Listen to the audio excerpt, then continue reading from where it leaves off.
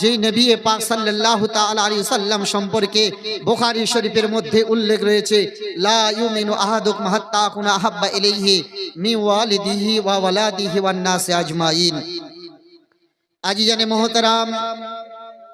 সেই নবী পাক সাল্লাল্লাহু তাআলা আলাইহি সাল্লাম সম্পর্কে বললেন, লা ইউমিনু আহাদুকুম হাত্তা আকুনা আহাব্বা ইলাইহি মিন ওয়ালিদিহি ওয়া ওয়ালাদিহি ওয়ান নাসি আজমাইন। লা ইউমিনু আহাদুকুম, তোমাদের মধ্য হতে কেউ ততক্ষণ পর্যন্ত মুমিন হতে পারবে না, তোমাদের মধ্য হতে কেউ ততক্ষণ পর্যন্ত কেউ পাক্কা সাকসেসফুল ভাবে কামিল ভাবে ইমানদার হতে পারবে না, হাত্তা আকুনা আহাব্বা ইলাইহি, যতক্ষণ পর্যন্ত আমি রাসূলুল্লাহ তার নিকটে মিন ওয়ালিদিহি ওয়া ওয়ালাদিহি ওয়ান নাসি আজমাইন, যতক্ষণ পর্যন্ত আমি রাসূলুল্লাহ তার মা বাবা,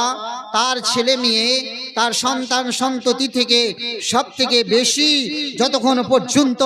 আমি রাসূলুল্লাহ আমাকে যতক্ষণ পর্যন্ত বেশি ভালো না বাসবে, ওই ব্যক্তি অতক্ষণ পর্যন্ত পাক্কা পরিপূর্ণভাবে সাকসেসভাবে কামিলভাবে অতক্ষণ পর্যন্ত ওই ব্যক্তি মুমিনের মধ্যে গণ্য হতে পারবে না। আজিজানে মুহতারাম, তাহলে সেই নবীর শান, সেই নবীর মান, সেই নবীর ইজ্জত, সেই নবীর ওয়াকার কতখানি বেশি। আজিজানে মুহতারাম, সামানে